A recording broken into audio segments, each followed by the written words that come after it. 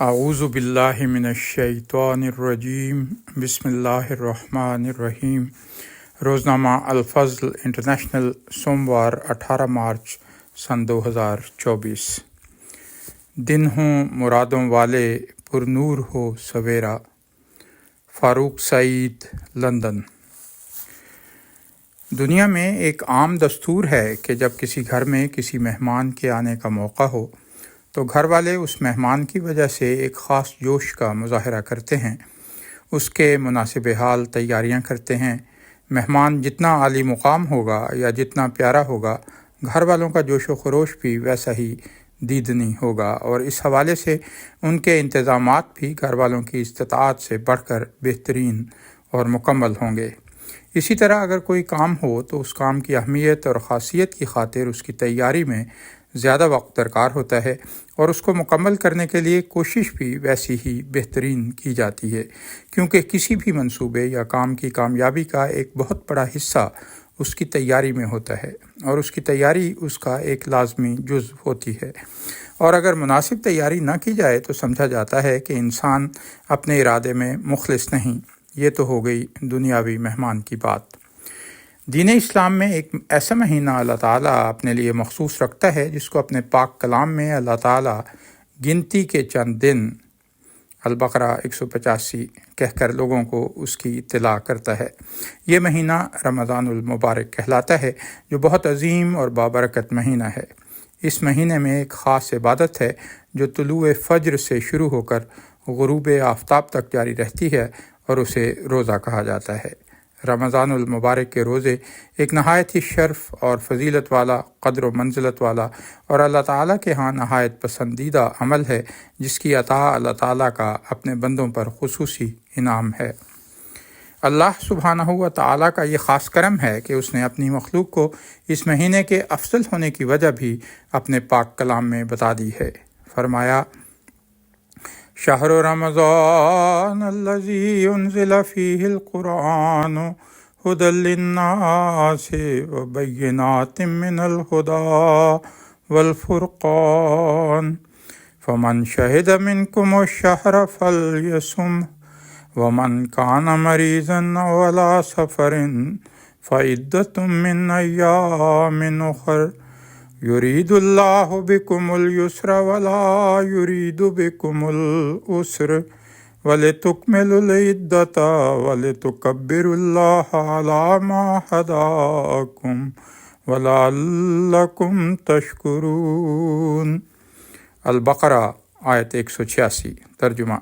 رمضان کا مہینہ جس میں قرآن انسانوں کے لیے ایک عظیم ہدایت کے طور پر اتارا گیا، اور ایسے کھلے نشانات کے طور پر جن میں ہدایت کی تفصیل اور حق و باطل میں فرق کر دینے والے امور ہیں، پس جو بھی تم میں سے اس مہینے کو دیکھے تو اس کے روزے رکھے، اور جو مریض ہو یا سفر پر ہو تو گنتی پوری کرنا دوسرے ایام میں ہوگا۔ اللہ تعالیٰ تمہارے لیے آسانی چاہتا ہے اور تمہارے لیے تنگی نہیں چاہتا، اور چاہتا ہے کہ تم سہولت سے گنتی کو پورا کرو، اور اس ہدایت کی بنا پر اللہ کی بڑائی بیان کرو جو اس نے تمہیں عطا کی، اور تاکہ تم شکر کرو۔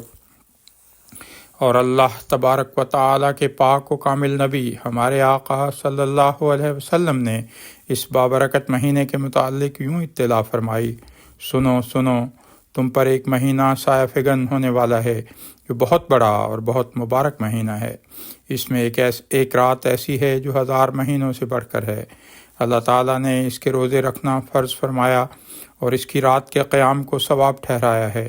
جو شخص اس مہینے میں کوئی نفلی نیکی بجا لائے گا تو وہ ایسے ہی ہے جیسا کہ عام دنوں میں فرض کا ثواب ہو، اور جو شخص اس مہینے میں کسی فرض کو ادا کرے گا وہ ایسا ہے جیسے رمضان کے علاوہ 70 فرائض ادا کرے۔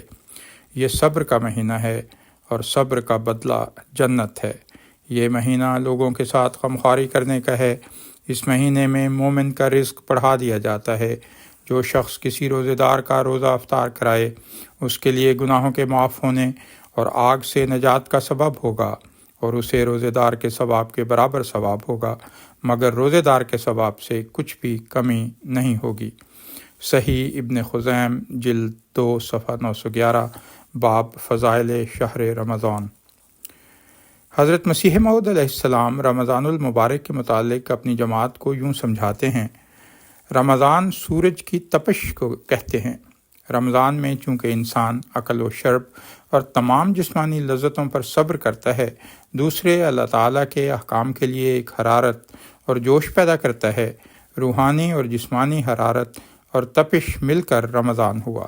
اہل لغت جو کہتے ہیں کہ گرمی کے مہینے میں آیا اس لیے رمضان کہلایا، میرے نزدیک یہ صحیح نہیں ہے، کیونکہ یہ عرب کے لیے خصوصیت نہیں ہو سکتی۔ روحانی رمضان سے مراد روحانی ذوق و شوق اور حرارت دینی ہوتی ہے۔ رمضان اس حرارت کو بھی کہتے ہیں جس سے پتھر وغیرہ گرم ہو جاتے ہیں۔ الحکم 24 جولائی سن 1901۔ یہ 30 دن دراصل نیکی، حصول تقوی اور قرب الہی کے حصول کا ایک سنہری موقع ہیں، اور کوئی دانش مند حصول ترقی کے لیے موقع ضائع نہیں کرتا۔ حضور پاک صلی اللہ علیہ وسلم نے ان بابرکت ایام کا لائحہ عمل یوں بیان فرمایا: اللہ تعالیٰ فرماتا ہے، ابن آدم کا ہر عمل اس کی ذات کے لیے ہوتا ہے سوائے روزوں کے۔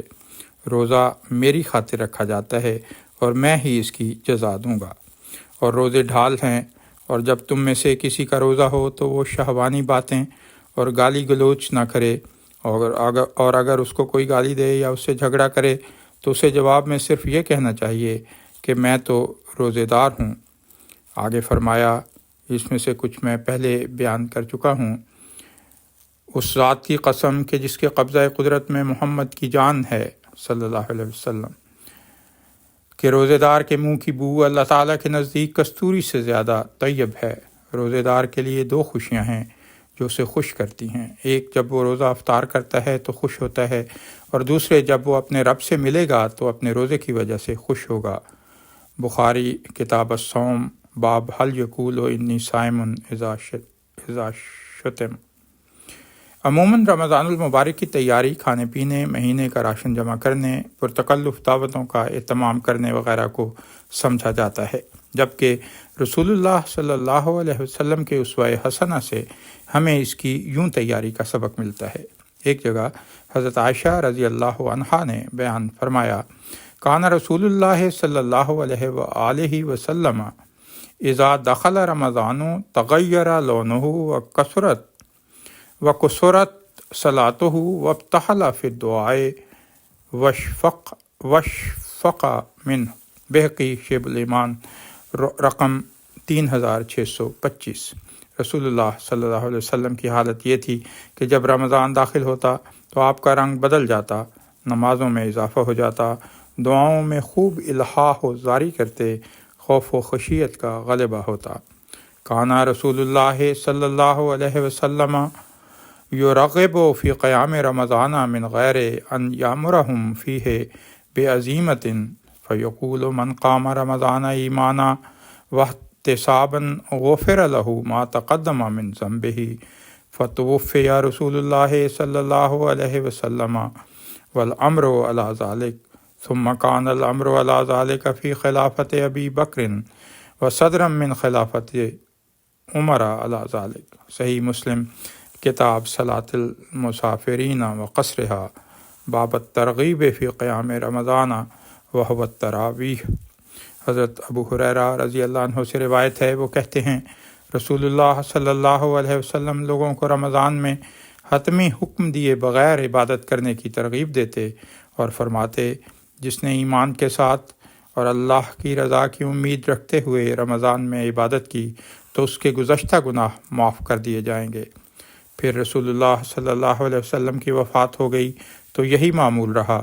پھر حضرت ابو بکر رضی اللہ عنہ کی خلافت میں بھی اسی پر عمل رہا، اور حضرت عمر رضی اللہ عنہ کی خلافت کے ابتدائی دور میں بھی۔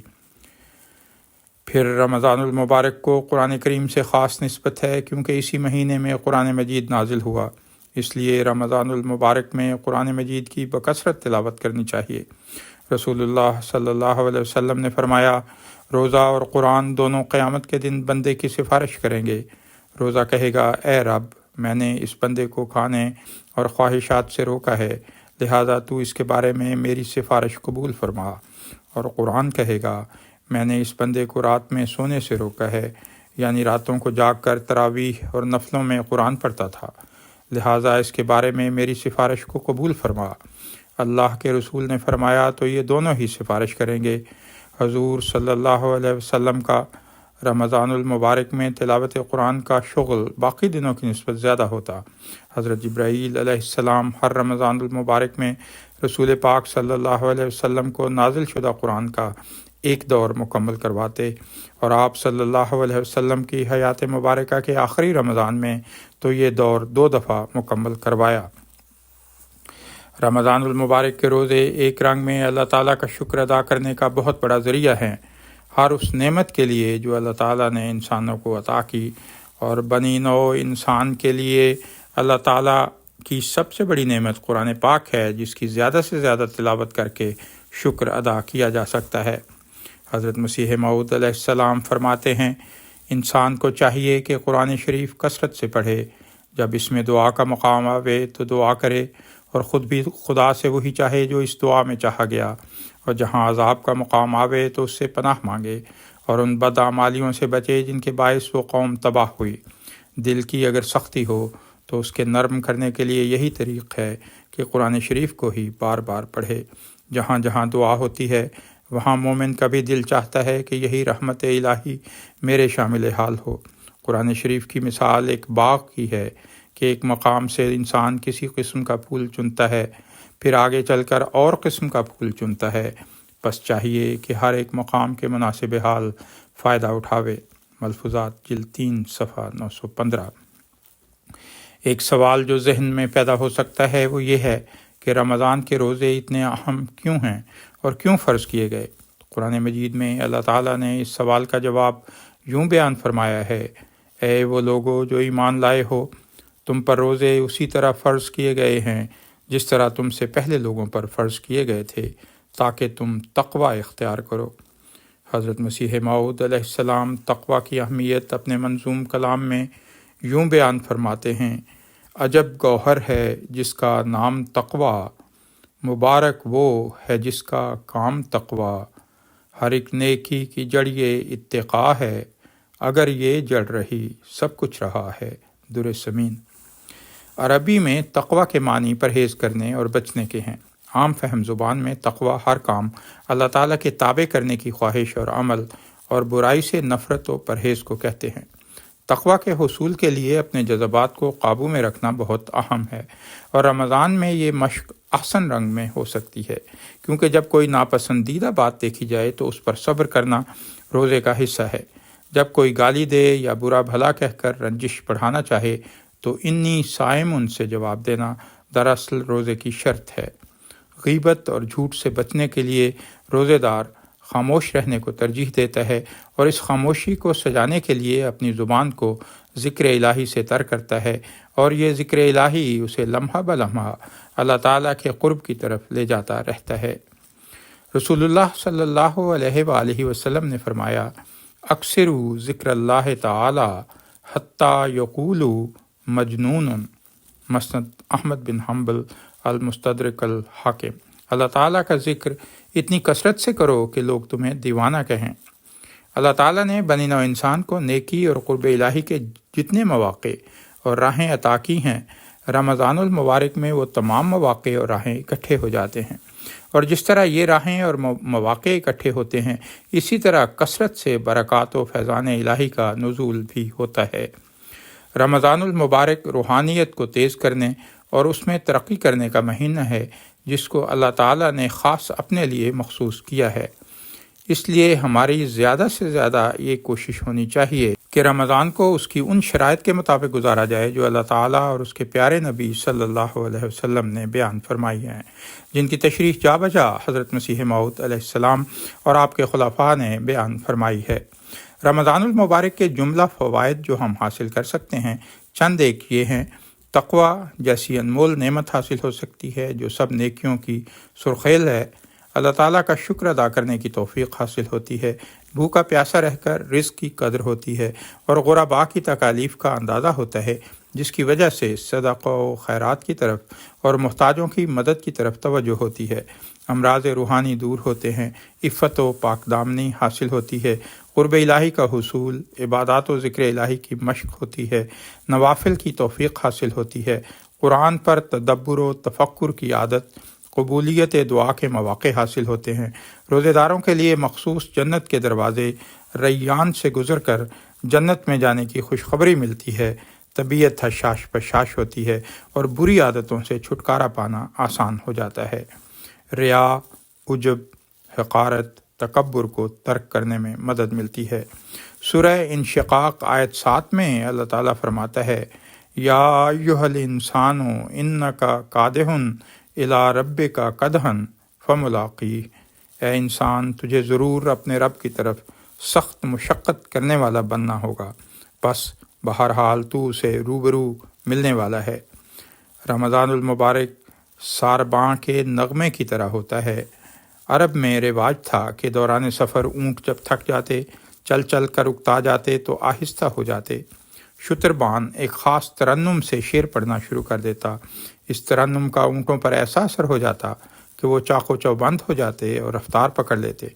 اسی طرح انسان 11 مہینوں میں کوشش کرتا، گرتا پڑتا، کبھی محنت کرتا، کبھی جی چراتا، تھک جاتا، اکتا جاتا ہے، تو اللہ تعالیٰ رمضان کا نغمہ اتارتا ہے، جس میں چونکہ ہر طرف مساجد میں، گھروں میں ایک خاص ماحول ہوتا ہے، تو اللہ تعالیٰ کی ملاقات کے لیے کی جانے والی مشقت آسان ہو جاتی ہے، اور اس روبرو ملاقات کی تیاری کے لیے رمضان نہایت اکسیر ہے۔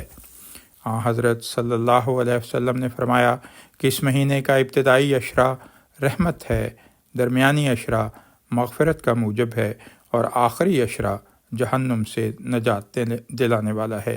کنز العمال۔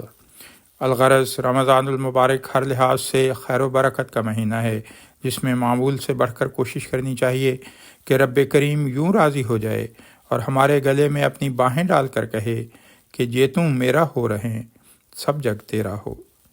رمضان المبارک میں اللہ تعالیٰ کی بخشش کا حصول یوں بھی آسان ہے کہ اس مہینے میں شیطان جکڑ دیا جاتا ہے، جہنم کے دروازوں کو تالے لگا دیے جاتے ہیں اور جنت کے دروازے کھول دیے جاتے ہیں۔